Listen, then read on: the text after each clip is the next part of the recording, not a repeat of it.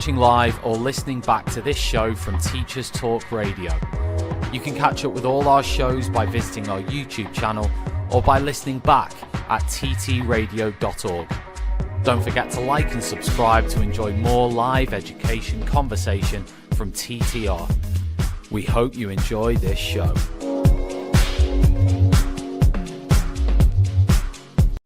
Outstanding and world-class vision and world-class this.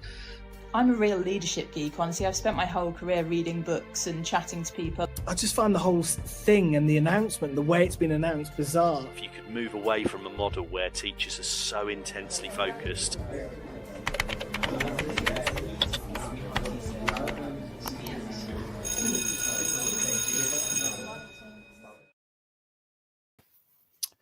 Good evening, everybody, and welcome back to Teachers Talk Radio. We are live once again to discuss the budget 2025, strikes 2026, question mark. So we're going to be talking about the budget with particular reference to teachers. We're going to touch on the impact on schools and the wider sector, but the main focus tonight is going to be on the impact on teachers and how that's going to actually hit them in the pocket or benefit them in the pocket, but probably more hit them in the pocket based on the synopsis for this particular show. So thank you, everybody, for joining us. If you're just joining us live, thank you. Don't forget to like and subscribe and follow. And also, it would be remiss of me to not mention and thank our sponsors for supporting this show tonight, which is Hachette Learning and The Bet Show. So we'll talk a little bit more about them in a bit. But thank you to them. I'm joined tonight by Joel Kenyon. Joel, how are you this evening? I'm good, thank you. How are you, Tom? I'm all right.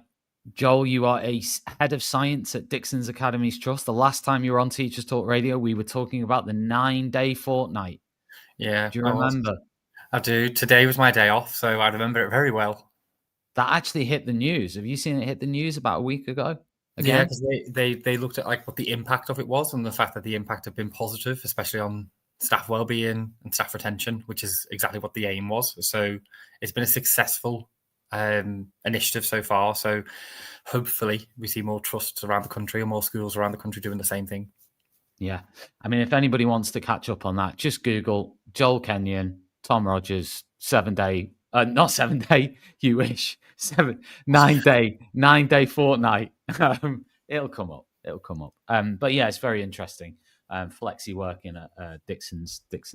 So anyway, the budget, Joel, you produced. Let's start with your Twitter post, because you produced a hugely viral Twitter post that attracted, a lot of. I think it's short of just 500,000. It was a big one. So it exploded a lot more than I expected it to, mainly because it was something I posted on LinkedIn a while ago, and then I saw the post and then I quote tweeted it, and then it just kind of hasn't I've muted it now because it's got a bit out of control. I've got some questionable views coming up, but no, I was incredibly surprised at how viral it actually went. Well, should we say what you said? You said the original post said 26,400 a year for minimum wage, 40 hours a week. Teaching salary is 30k a year to start with. So you're telling me I have to go to university for 4 years, then start off on a salary 3.6k more than someone who works at Tesco.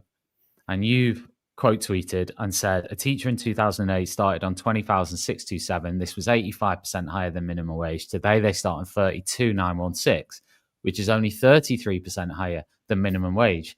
This doesn't account for student loans or pension contributions, and the gap is closing fast. I'm interested, were the responses generally negative to that, or positive, in agreement, or a mix? And what were the objections? So it was relatively mixed, to be fair. So before I ended up muting it, I had a few people who had said, yes, this is similar to another professions. It's not just teachers, which I could agree with. And a lot of people understanding that the job is difficult, and because the job is difficult, it therefore should be paid as such. But then I also had a few messages, private messages from people from who'd seen it, and then it told me that they had previously been a teacher or previously been a nurse in the NHS, and decided to leave. And the reason why they decided to leave was because there was only a couple of £100 difference between what they would have earned on minimum wage or even just above minimum wage in a store, because they had degrees. And then the amount of work-life balance that they got from that kind of offset the amount of money that they lost. And then I had a flurry of other posts about how we deserve to be paid that amount, or we deserve to be paid less, mainly because we get our really good pension, which was really good in the past, but isn't so good anymore. And then we also had our holidays is always called into question, which is a common one to knock down teachers for. And then I was also called a communist, and at the same time called a fascist. So it's one of them. It's kind of got people from both ends. No. Yeah, I know. Obviously, Twitter is never a good barometer for the country. But kind of what I got from the feeling of the comments is it does show how the role of a teacher has been devalued over the years. But Joel, just to sort of throw in there, and I don't know how much you know about this or don't know about it, so don't worry. But the teacher pension employer contribution rates are 28.6% in England and Wales, 26% in Scotland.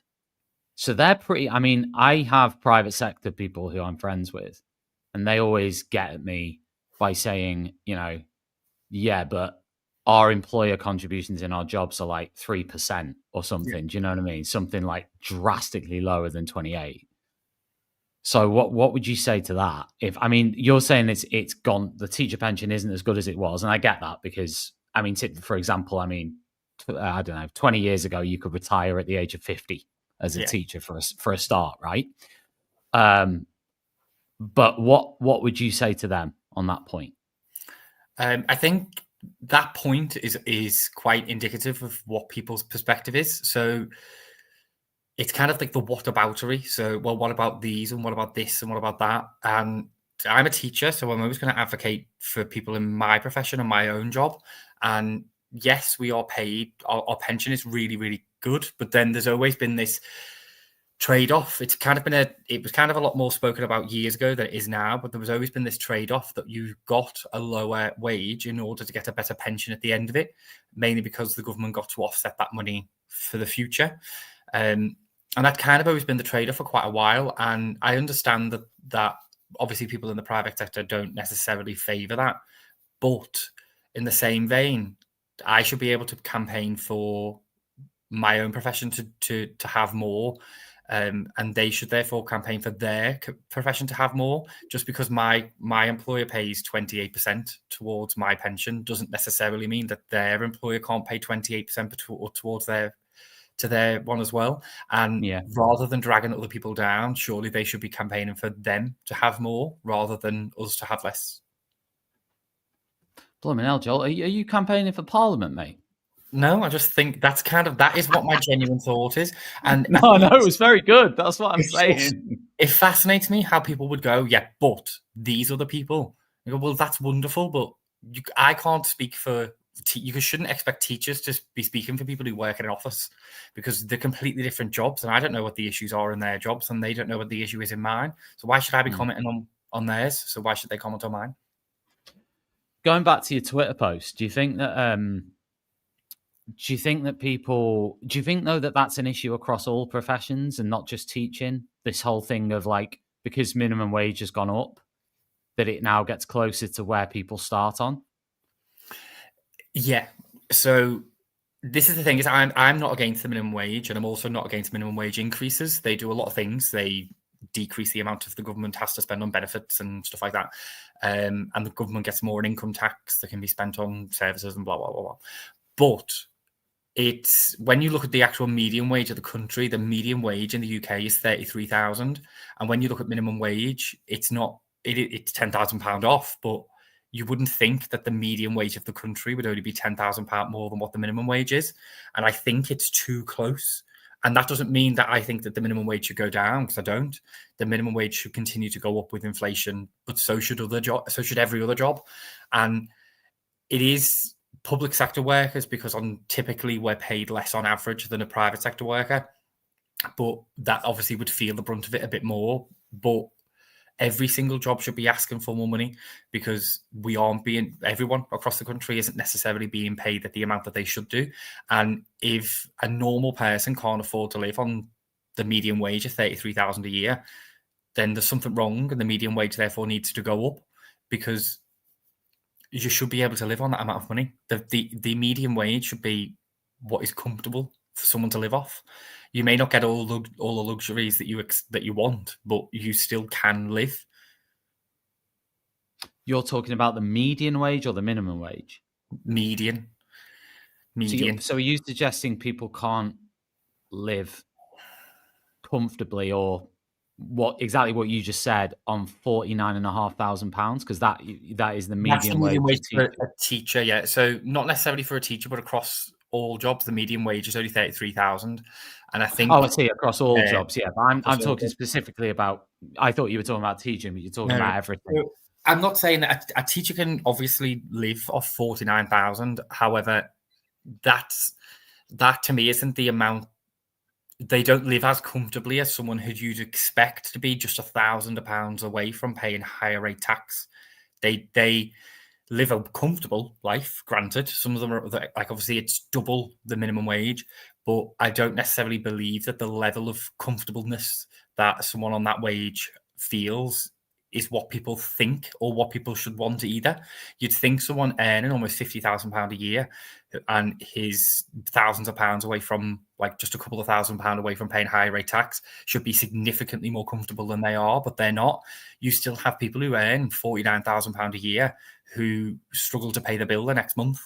Granted, yes, they are paying for more luxuries and stuff like that, but you'd expect that to not happen when you start to earn higher rate tax. There seems to be a disconnect between paying higher rate tax, therefore you're rich, but there is people who are not far off paying higher rate tax that are not rich.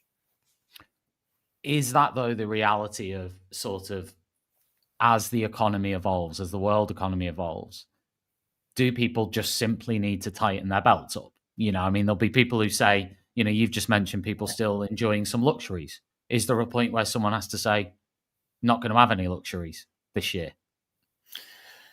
Yeah, obviously. Like, it's up to people's personal responsibility to be able to understand and manage their own finances. But when you've got to the point now where your finances can't be managed, so I can't even predict what my water bill is going to be in a few months' time, because I don't know how much it's going to go up by. And I say water mainly because I've just had a bill. When I lived in London, my water bill was £21 a month in a 3-bedroomed house, and now my water bill is 80. So nothing has changed. I still live in the same size house, but now I live up north, but it's 4 times the cost. I can't budget for that. It's gone up like 20% in 1 year. I can't predict that. And it's the same with every other bill in existence. And God forbid if I go back to when I rented. But when you look at rent and housing costs take up more than a third of what people take home, which means anything extra. You've also got council tax going up by 3.99% every single year. How are you supposed to be able to plan for your own finances in the future if you don't actually know what your finances are going to be in 12 months' time? I didn't predict that in 4 years my water rates were going to go up by 4 times. How would I have ever predicted that? And it's stuff like, it's them small little changes that add up over time, but it's a small percentage on everything. So it's not about tightening people's belts. It's just like pulling yourself up by your bootstraps or trying to find a better job or eating less avocado on toast. There's something fundamentally wrong with what we expect. Like, something shouldn't go up by so much. And I'm not even talking about food. I spend an absolute fortune on food, but I cannot tell you what I bought for it. And you'll have people who earn significantly less money than I do, who cannot afford to eat what's considered a healthy amount of food. So it can't be the fact that you need to tighten your own belt, and it can't be the fact that you've got a penny pinch, because you can't make a prediction about what your wage or what your take home or anything else is going to be in a few months' time. And I think it's quite disingenuous, especially when people go on telly saying eat less avocado toast.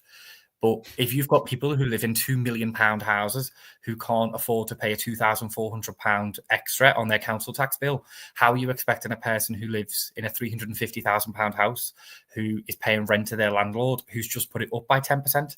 How do you expect them to find that money? So it's seemingly every single section of society is currently struggling to figure out where their money is going to come from. And that's what the problem is. I mean, I highlight teachers because I'm a teacher, and it's for every other profession to focus on their profession. But there is a disconnect and there is a problem. And I actually don't think anyone is speaking about the fact that what we think we should get and what we are actually getting doesn't match up very well. Well, let's get into that now, because we're going to sort of get into your LinkedIn post next, I think. So I'll read a little bit of your LinkedIn post out. So this was was this a follow-up to the Twitter post, or was this a separate post? This was before it. Yeah, I think they were posted really, really close to each other. I can't remember which one was first. Right. Well, this is what you said. You said, what does the budget mean for teachers, not schools? Teachers. The biggest takeaway all teachers should be aware of in this budget is it is fiscal drag on steroids. This will affect almost all teachers. So let's get into this then. What is fiscal drag? So this is economics 101, but fiscal drag is when, due to the tax thresholds not changing, when you get a pay increase, you move up into the following tax bracket. So that means you are paying more tax. Potentially, you are paying more tax than what you were the year before, because your wage has increased, but the tax band hasn't. So, for example, the tax threshold now is £50,000. If you're on £47,000, you move up the tax band from a pay increase or anything like that, and then you suddenly start paying more tax. Okay. So in your post, you said, before I start looking at the impact of this from the budget, I will start by saying that higher rate tax thresholds have been frozen since 2021, and student loan thresholds have been frozen since 2024, both by Conservative governments. In today's budget, however, these rates have now both been frozen until 2030, meaning the higher rate tax paid will have remained the same for almost a decade, dragging more and more people into higher rate tax. So, okay, let's have a little bit on student loans then next, because you said in your post that you have, I think on Twitter, that you have a £68,000 student loan. Yeah. That is a heck of a lot. Wow. I'm really aggressively passionate about how much I hate student loans. I love the fact that I was able to go to university, but I hate the fact that I've still got to pay for it. So student loans. So just a brief, quick overview. So you would take out £9,250 a year for university, and then you have the option to also take out a maintenance loan of £9,250 a year. And that means and then a teacher would obviously, if they want, they get a PGCE. And if they got a PGCE, that's 4 years of like £18,500. So you can see how just in 4 years' time, it's quite a lot of money. However, the amount of money doesn't bother me in any way, because you only pay back 9% above the threshold. So if I had £1 million in student loan debt, I would still pay back the exact same amount of money. So even if I had £33,000 in student loan debt, I'd still pay back the same amount of money. So per year, it doesn't make a difference to how much you pay back, of how much you are in debt for. So again, you could be in debt for a billion, but you'd still only pay back 9% above your threshold. I didn't know that. Yeah, I thought it was based on how much it is based on how much comes out of your pay packet each month. Nope. It's just a percentage. So this is why I call it a graduate tax. Because... Yeah, but it's a percentage based on the size of the student loan. No. Oh, right, okay. So everyone pays the same? Well, yes. So because it's a percentage, it's progressive, even though it isn't, but I'll get into that in a minute. So I think the threshold is around £25,000. So for every pound you earn over £25,000, you pay 9% off your student loan, even if it's small or massive. The only difference is that it's wiped off after 30 years. If you're on a Plan 2 or a Plan 3 or a Plan 4 loan. So, and your interest on that loan is 6.4%. So that means I will never pay that's where someone can pay more on the interest. Yes. Because the bigger loan you have, the more interest you're going to have. And the longer you pay it off for. Right. But on because you're not going to touch the actual amount. You're just going to be touching the interest for. Yeah, so that's how you'd end up paying more money. So, but that makes it not progressive, because if you just got a loan and didn't get a maintenance loan because you were living at your parents and they paid for it, you will pay off your loan faster, which means you're not accruing that interest, which means you actually end up paying less money, if that makes sense. So because you paid off the loan faster and it was less money, your interest is lower and therefore you've paid less. Yeah. But the average teacher, if they've borrowed around about £45,000, will never pay it off, which means you will pay 9% of your wage for 30 years. So that's why I call it a graduate tax. Now, the worst is if you're going into student loan today. So if you went into student loan today, that's Plan 5. So just for reference, it was Plan 2 in 2020. It changed from Plan 2 to Plan 4 in 2016. So we've gone from Plan 1 all the way to Plan 5 in just a decade. Yes. If you're on Plan 5, that loan doesn't get wiped for 40 years. So that means it's a graduate tax until you're around about the age of 60.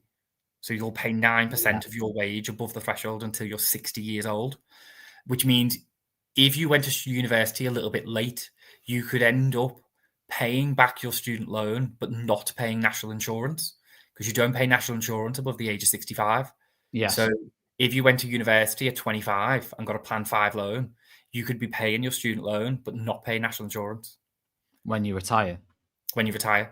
Yeah. Which means you could have people who are in retirement, but still have to pay back some form of their student loan. Do we know how much it's... I know this is a general question. Do we know how much student loans have gone up? I mean, I think when I did it, I ended up with a loan of... I think my initial loan was maybe... What am I going to say here? I mean, I finished in 2006. So you would have paid £1,000 a year? No, it was more. I think it was more than that. I think it was 9. Was it over the 3?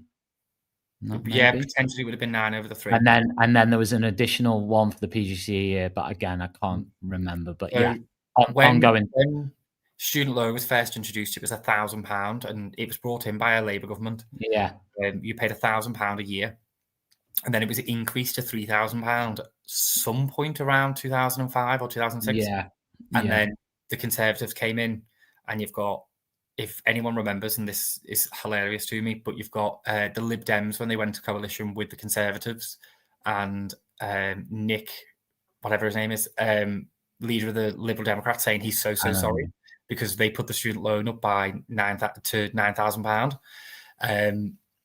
and now it's currently 9,250. So it hasn't gone up since 2010. Since 2010, 2011. It's gone up by £250. Yeah.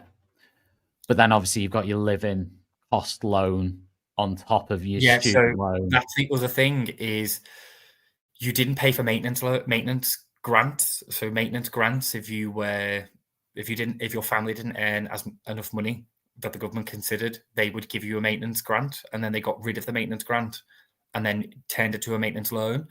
One thing I will say on that is Rachel Reeves has decided to potentially bring back the maintenance grant. However, because you end up in so much debt just from the £9,250 anyway, it doesn't actually make that much difference because, again, the amount of money you borrow doesn't make that much difference to how much you're going to pay because it's 9% over the threshold anyway. Does like, let's say somebody, I mean, they're going to today take more than this, presumably, because 30 grand would be about a 3-year degree. But then obviously, if you let's say you took a loan on top of that, let's say it's 40 grand or something loan over 3 years. The interest that's on that 40 grand. Yeah, 6.3%. Is that capped on what people can pay per month, per year? Or is that literally what it is and you pay it? If you're not paying it off, I think it's only around about 3%. And then it will be, if you're on the normal rate of tax and not on higher rate tax, it will be around about 3.6% plus the RPI, the retail price index, which is currently 3%. So, and then if you're on higher rate tax, it's 6.9. So essentially, it's 6.9. Yeah, but that interest, I mean, that interest is going to remain. Like, when do we know? So let's say it was a average student now who goes into teaching with a PGCE, who has standard loan. I mean, some will be lucky, I guess, and have parents or family helping them out and stuff, right? But the average person, let's say, who has 40 grand of student loan when they start their teaching career, let's say they start on 30. We'll come on to that in a bit, the starting salary for teachers and all that jazz. Let's say they start on 30. At what point after that do we estimate that they will actually start to pay off the loan itself? So we should ask ChatGPT for this, shouldn't we? You could, yeah. But the House of Commons Library looked at this because there was always that thing if people don't pay it off. So historically, only about 30% of people have actually paid off their student loan. But it's estimated because of the thresholds being frozen that it'll be about 50% of people will pay it off, rising to about 60% by 2030. So 60% of people will pay it off before it's wiped off. Now, there is some clever manipulation. So if you're on plan 2, that rate is lower. Less people will pay it off. But if you're on plan 5, because it lasts for 40 years, then you've got an extra 10 years of paying it off. So there is a slight chance that you will pay it off. And the House of Commons is saying it's around about 60-ish% of people will actually pay their student loan off. I suppose they would argue on that. One thing they probably argue is we're all living longer. Fair, but people always go, well, what do you want? In that original Twitter post, I mentioned about student loans, and a lot of people were saying, well, what do you want then? And like, you've got to pay for your student loan. And I said, if someone went to university 15 years before I did, they didn't have one. So that meant that they didn't have 9% taken out of their wage every single month. That if you went to university 2 years before I did, you only had £9,000 worth of debt, and I ended up with almost 70 grand. They will pay theirs off well quicker than I will, and that means that they will have more going into their pocket every month. And then if you went 10 years before I did, you left with 3 grand. So it's the difference as what's happened, because you can have 2 people who have the exact same job, but one person takes home 9% more than the other one through just the fact of when they went to university. And it's that's inherently unfair. I mean, if you want my opinion, Joel, I think it's a complete scam. Yeah, it's a scam. Because it always has been, and it always will be. You just need to call it. Now it's got to the point. I was reading something in the Financial Times. If we carry on with the increases that we've had in minimum wage, the minimum wage payment, the minimum wage will get to about £400 of what you start paying your student loan back with. So eventually, in 6 years' time, literally everybody with a job will be paying back their student loan if they've got one. So it is a graduate tax. I don't understand why you wouldn't call it any other. And the only people who benefit from not paying a percentage of their wage are the people who paid their university fees in full. If they paid it in full, they don't pay any interest. And then that means you've benefited people who are richer, which is supposedly what we don't want. So you can prepare for this question and also remember it. It's a devil's advocate question, I guess, is around, are universities now needing more money that the government simply cannot give them unless they were to produce a huge tax increase or similar?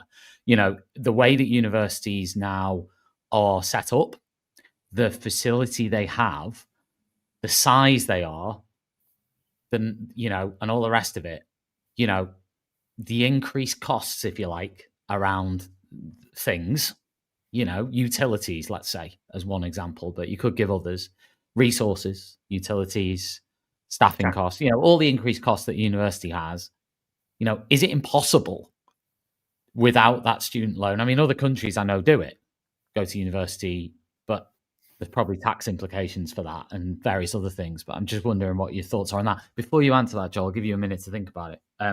Just want to say a big shout out to our sponsors tonight. We've got Hachette Learning. If you haven't heard of Hachette Learning, formerly John Catt Educational, they are publishers of professional development books and resources for teachers around the world.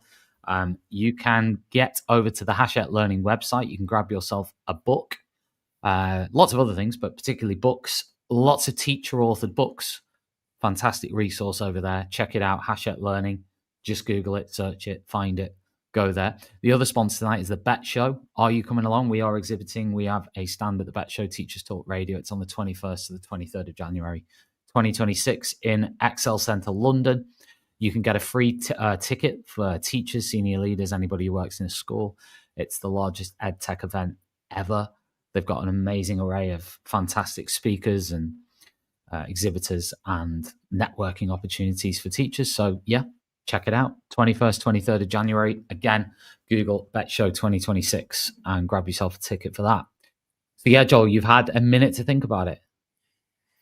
The one thing I will say is people always go, well, in other countries, we do in this country, because in Scotland you don't pay for your student loan.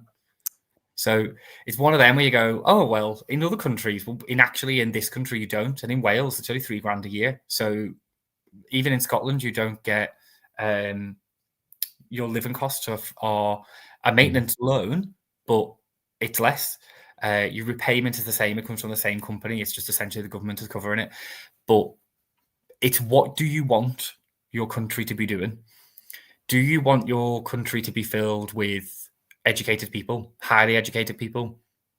And do you want them to be going on to be coming up with all of these great ideas and innovating and stuff like that, and doing the things that create growth and jobs and opportunity in the country, or not? And I think that's the choice.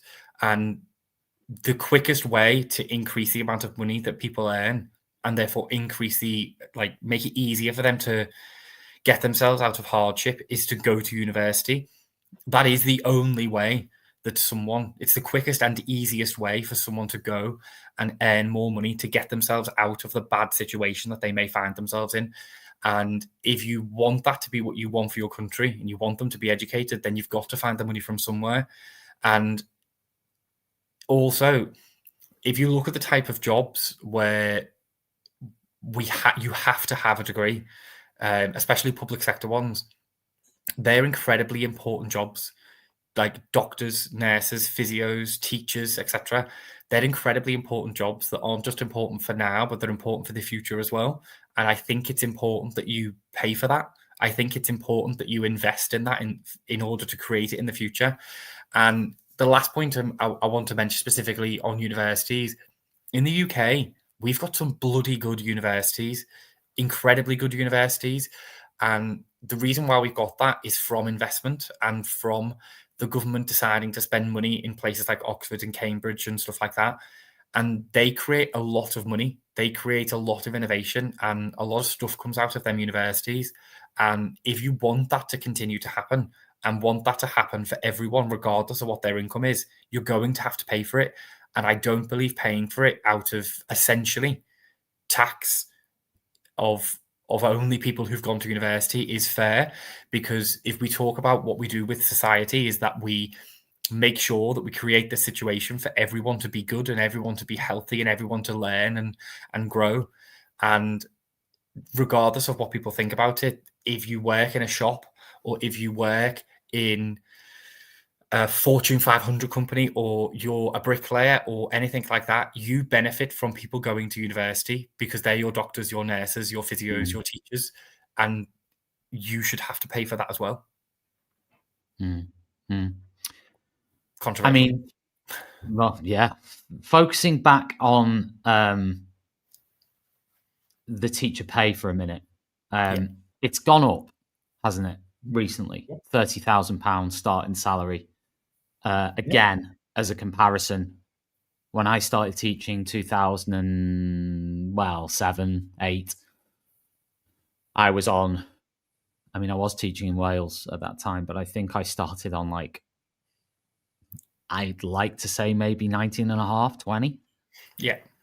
And there wasn't hugely quick increases on that. It was pretty staggered in terms of, how quickly I seemed to move up the scale. I don't remember it that well because going back quite a long way now, nearly 20 years. But now, I suppose my two questions to you are, is £30,000 a year enough as a starting salary for an ECT?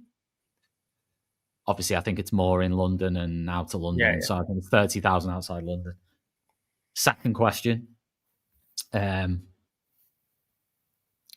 is, I guess, quicker progression possible now than there probably was.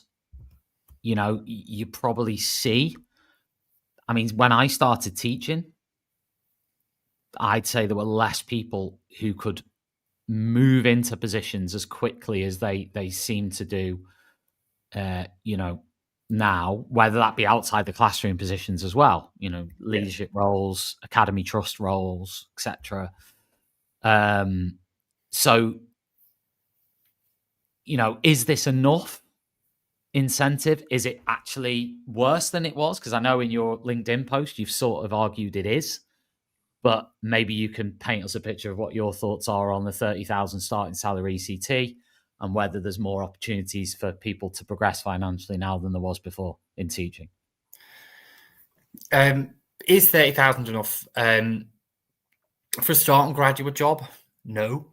Because if you compare it to other graduate jobs, the average starting graduate job is about 38, where in teaching it's only about 30 to 32,000. So no, if you compare it to other graduate jobs, but you do get that extra pension, and I get that. However, we've had these, for example, when you started teaching, you would have had small percentage increases, and then your pay was frozen for half a decade, and then you had small 1% increases, and then only recently have we started to get 3%, 4%, and 5% increases every year. And if you were at the bottom of the pay scale, you got 7 a few years ago.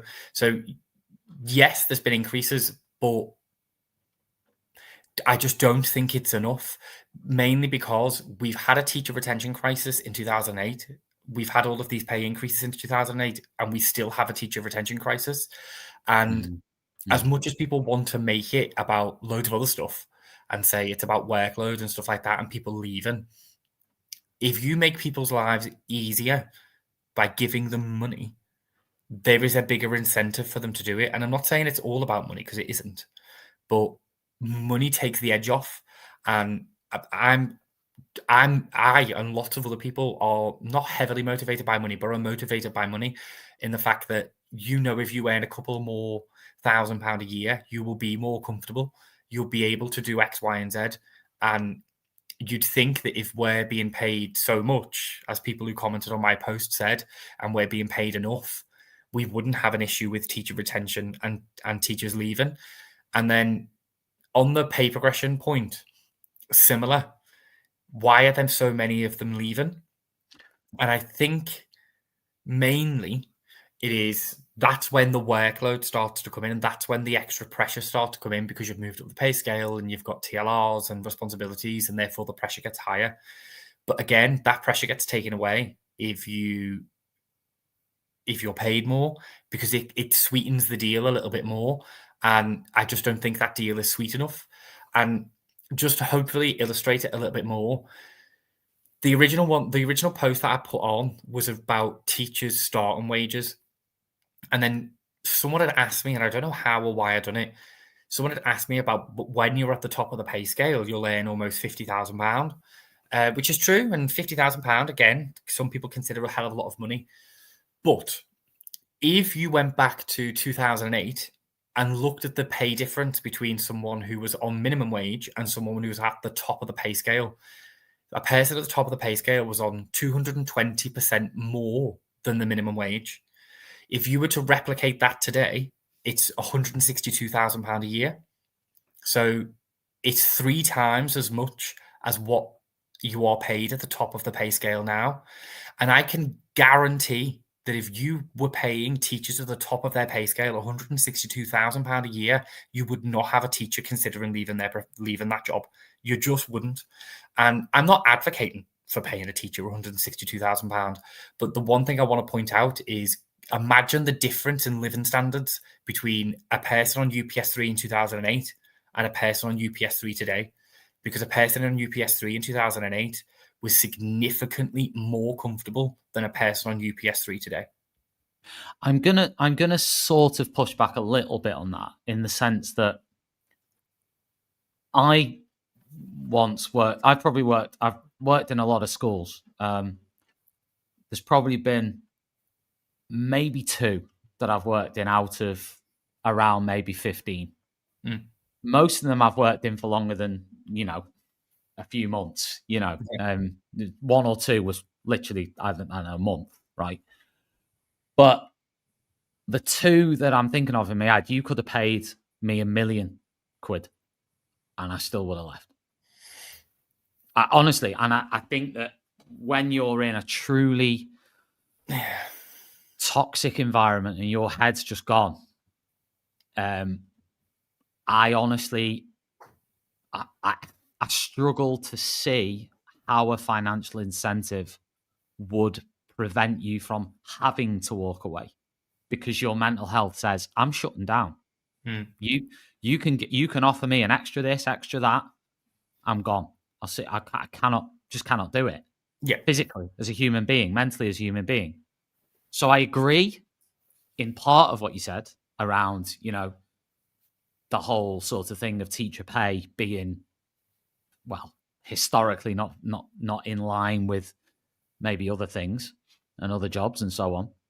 But I am less convinced than you that by offering meteoric pay rises, it will, to quote you back, nobody would leave if they were paid 100 plus grand. I accept much less would leave. Yeah. Much less would leave. But with the context of how schools are operating still and the working conditions that so many are under, I don't think it would maybe be as... I don't think it would be none. I think many will try and hang on to the bitter end on that sort of money. Right? But there's a break. But there's a breaking point for everyone. It doesn't matter how much you pay. Everyone will have a breaking point. That's the reality of life. Yeah. Everyone will, if you overwork someone to the point of no return, it doesn't matter what industry you're in or what you're being paid. Everyone has a breaking point, mentally, physically. You get up in the morning, you say, I can't do this anymore because I cannot deal with that person being like that with me, that person being like that with me, this amount of work I've got to do today, which I physically cannot do, and it's causing me anxiety, problems in the classroom, with behavior, big class sizes, whatever the issues might be. Every school's different, right? But we know that 50,000 teachers are leaving a year, and I've never been convinced by the argument that in fact, there's a survey I think they did that once you earn over £40,000, the impact, and I'm guessing that's probably gone up to 50,000 now because of the way salaries, right? Let's call it 50,000. Yeah. Once you go over 50,000, your happiness curve goes like this from 20 to 50, like that. And you hit 50 and then you plateau. Doesn't matter whether you paid 55 or 105, your happiness curve basically plateaus beyond a certain point of earning. Once you've got semi-comfortable, whatever the perception of comfortable is, quite comfortable, let's say, your happiness curve doesn't continue on that same trajectory upwards. So I've never been convinced. I've been convinced by the argument that teachers should be paid more. Yeah. Significantly more in some cases, certainly pre this increase to 30,000 starting and some of the other increases that come in. But I've also been one where I personally, and this is purely anecdotal based on my personal opinion, I don't think it's the top reason. I think workload, the way schools work, the working hours, the pressure, the behavior, the demands, I think they'd come higher. I actually think for a school leader, maybe the pressure of Ofsted would come higher than a pay rise. I genuinely think if you surveyed school, we'll have to ask somebody to do it. But so there was that well-being survey that said what was like behaviour and workload were the two highest things as to why a person would leave.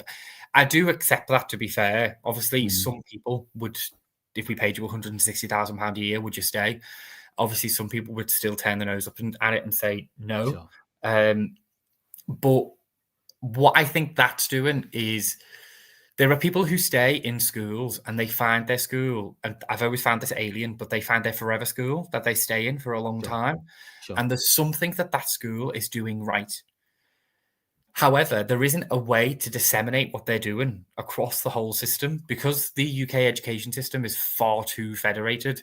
It's too separate. Two schools right next door to each other can operate completely differently from each other and may not even communicate with each other, except like the head teacher knew him a couple of years ago. It doesn't move past that. There needs to be a way to disseminate what it is that's working in the schools that have good retention and what isn't working in the schools that have the poor retention. The surveys and stuff like that, I just don't think bring as much in because the amount of times you go, workload. And I think that's a shutdown because that's not specific for it's just not at all. You can go, examinations. Well, I only do 2 examinations a year. That's all I do.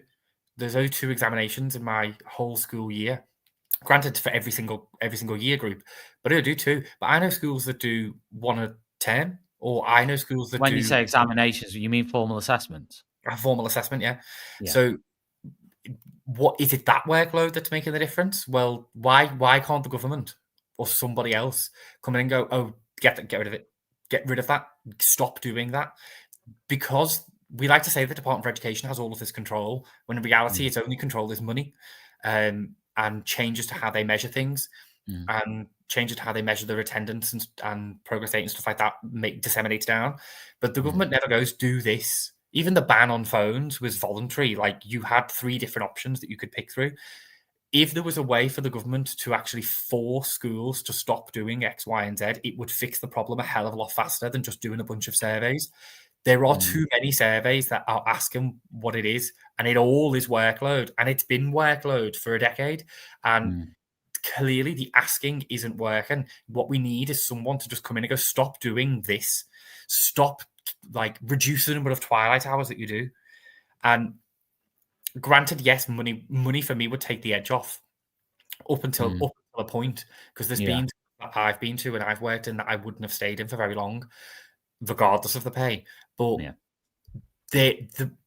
there's countless surveys and countless studies and countless questionnaires and all that type of stuff that are saying that it's workload, and there's no one going around going, stop doing this one thing.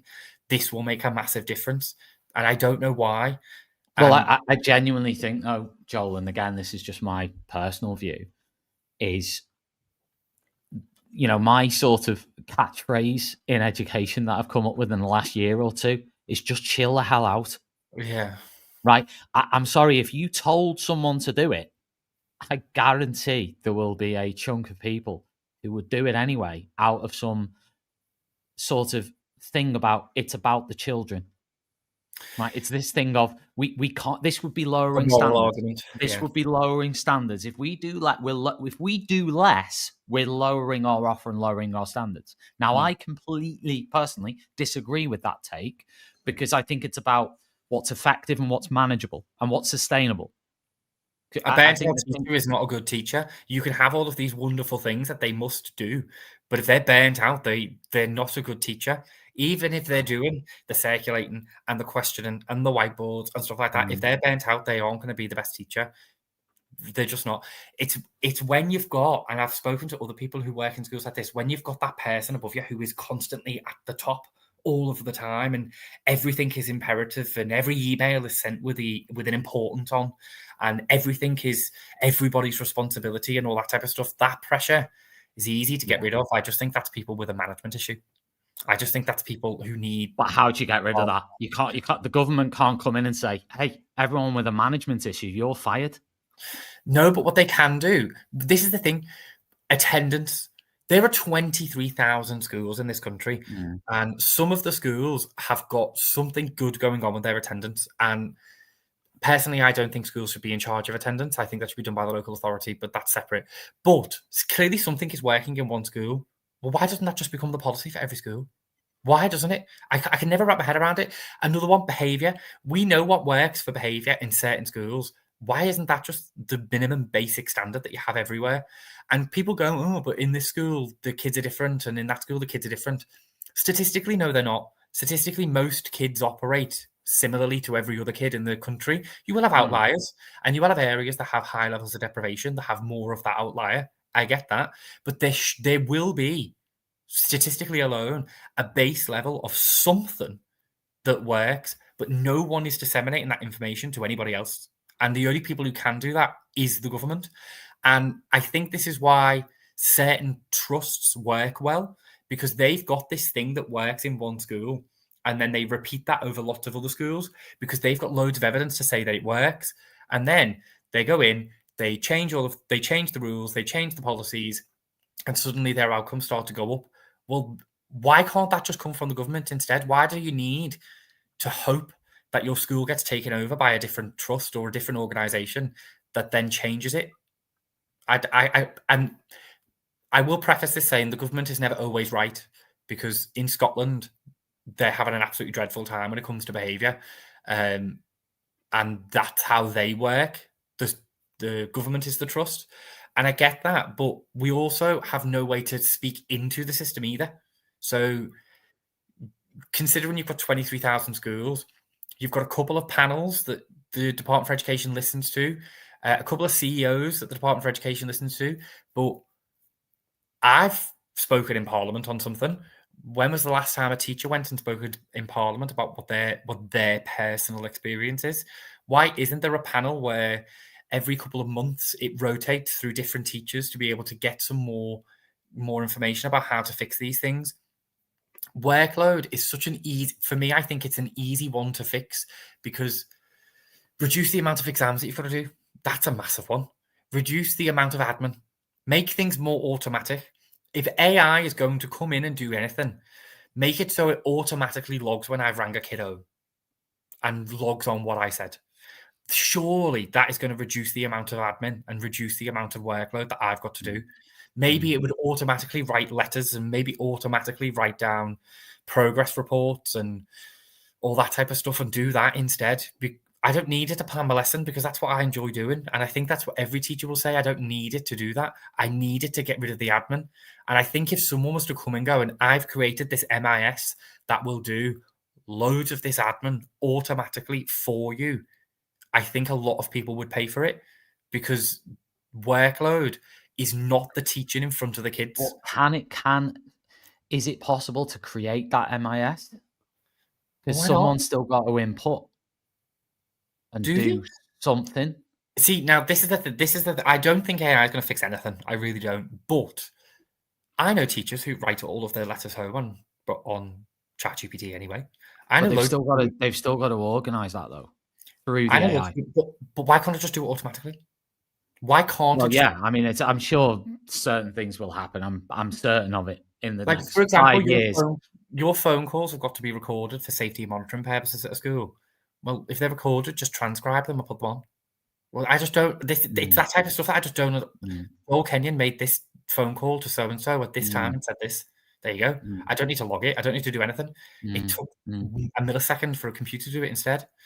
I think it's not the classroom that needs the AI. It's not the classroom that needs the reduction in workload. It's everything else. And Yeah. I can probably say with confidence that you could get rid of a lot of the stuff that teachers going to do and nothing will happen.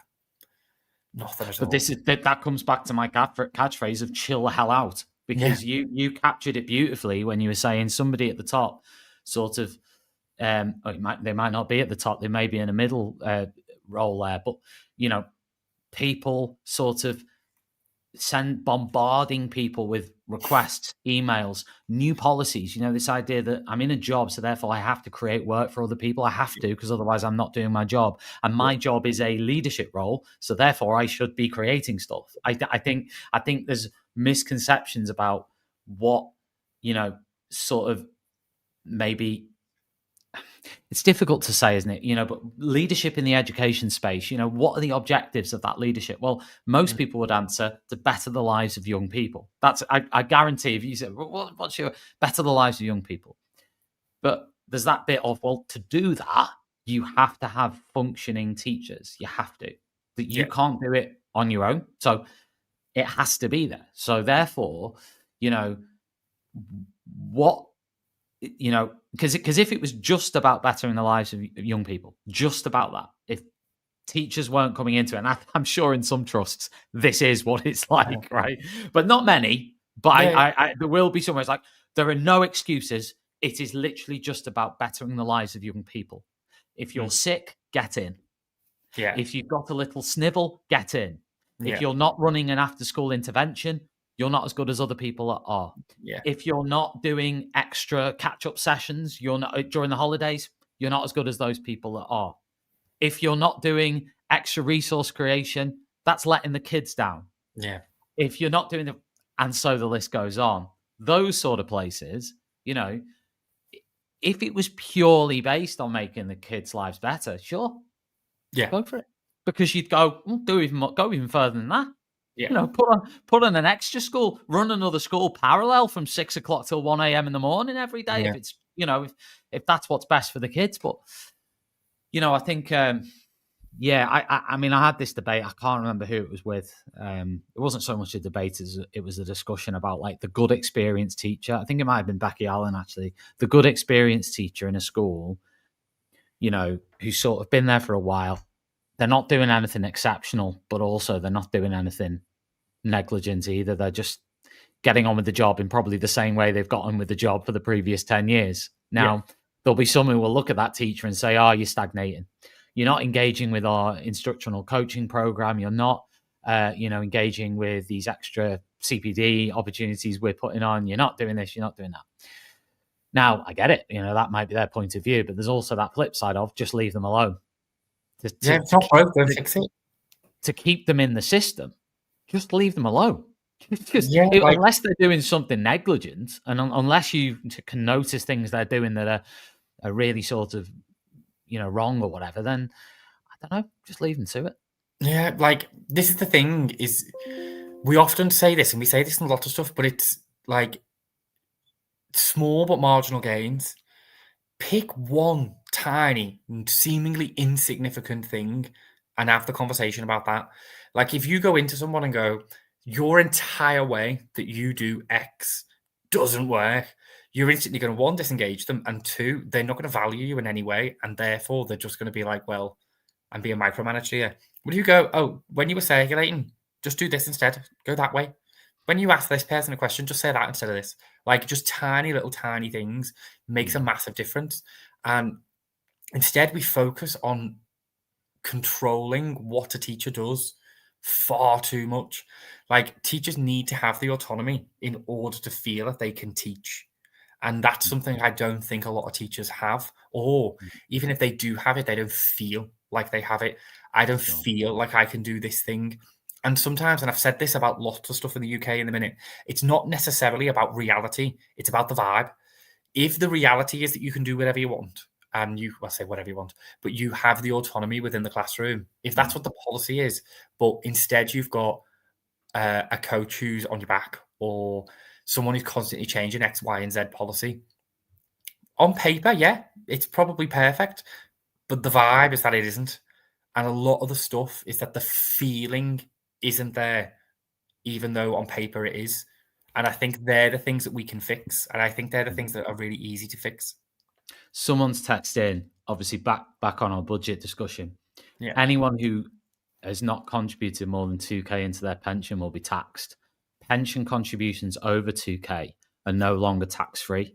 So you're paying to invest in your future when previously it's been tax-free up to 60k. So public sector will be hit hard. So, right, I wondered this I don't one. know if that's true or not, but I wondered this one when it first came out. So I've read the whole 318-page budget, which I know I have a life, I swear. But I thought it was originally on all contributions, but it's not. It's only on voluntary contributions. So even though a teacher puts in 10%, you can't choose to put in 10%. You either put it in or you don't. It's anything you voluntarily put in on top.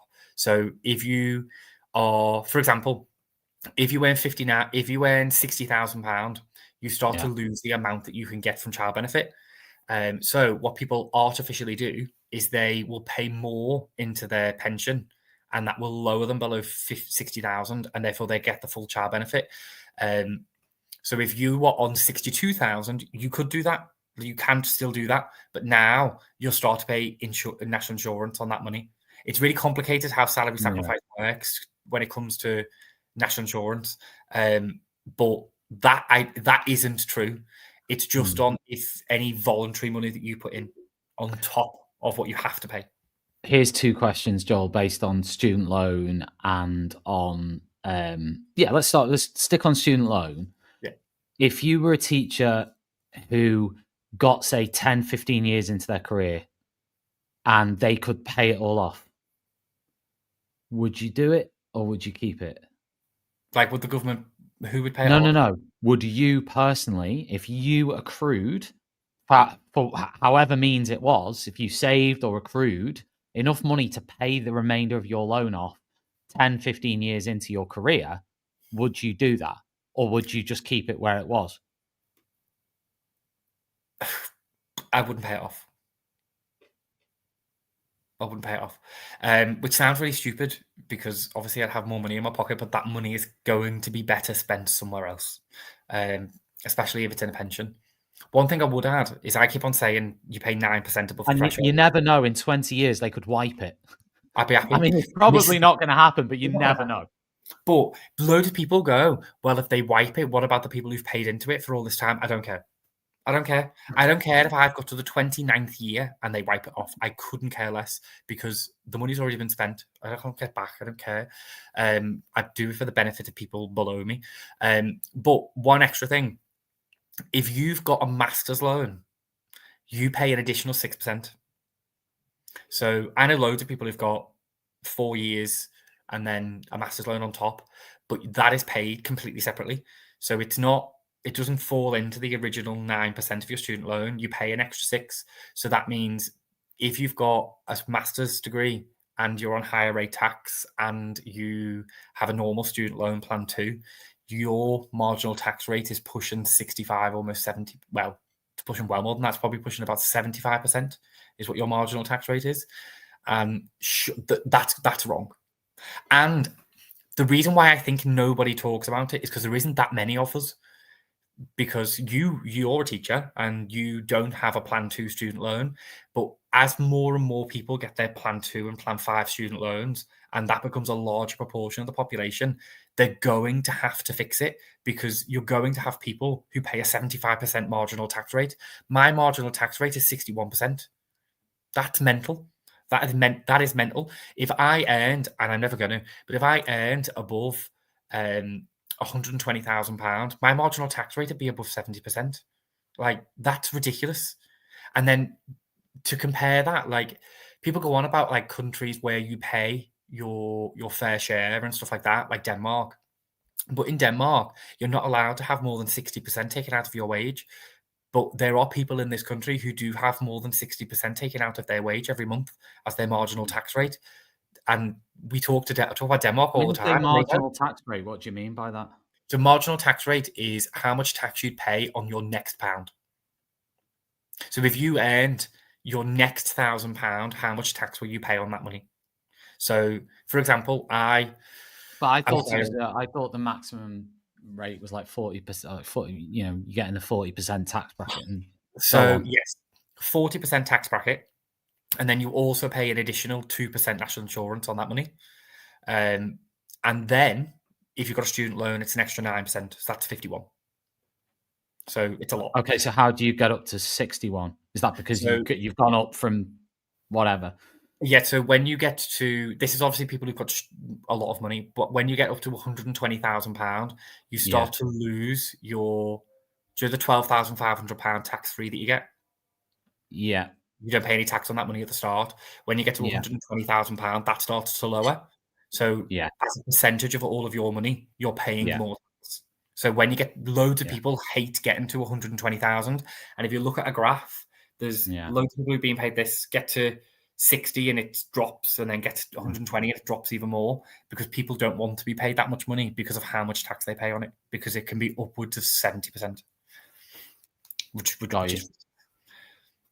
Yeah, got you. I sound like I'm a full-on economics teacher. I'm really not. It's just tax is no, it's impressive though. You really know. I'm not just saying that. It's really impressive that tax is one of them things that I think is really important, mainly because it's what people feel like, and I feel like people in the country at the moment don't feel like they're getting much out of what they're doing.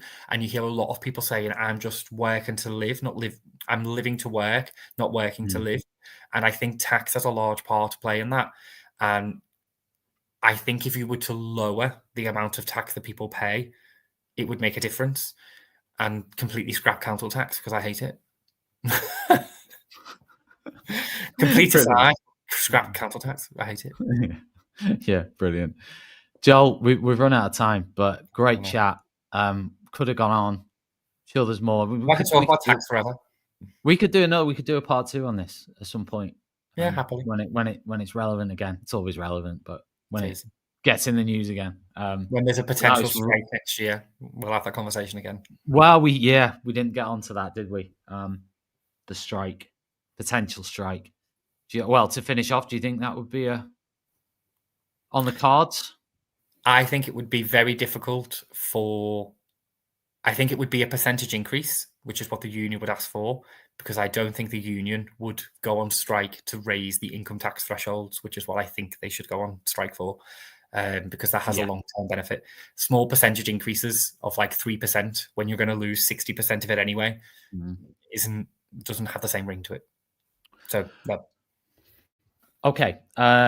Massive thanks again to Hachette Learning and the Bet Show for sponsoring us tonight. It's been a great conversation. Of course, if you've just joined us, you can catch up on this on Spotify, Apple Podcasts, all the usual places. It'll sit on YouTube and LinkedIn and Twitter as well, X as well. So yeah, catch up wherever you want. It's well worth it. And yeah, we're going to be on again at 9:00. With Seema Agarwal, who's going to be talking about teachers versus entertainers in the classroom. But she's not saying. I don't think she's suggesting that they should be, but I think she's saying that it's interesting, isn't it? The debates we have in education. So yeah, that's at 9. So yeah, stay tuned for that if you want some more chat. So. Yeah, we'll be back then. Thanks very much, Joel, and I'll chat to you again soon. See you later. See you. Bye. Outstanding and world-class vision and world-class this. I'm a real leadership geek, honestly. I've spent my whole career reading books and chatting to people. I just find the whole thing and the announcement, the way it's been announced, bizarre. If you could move away from a model where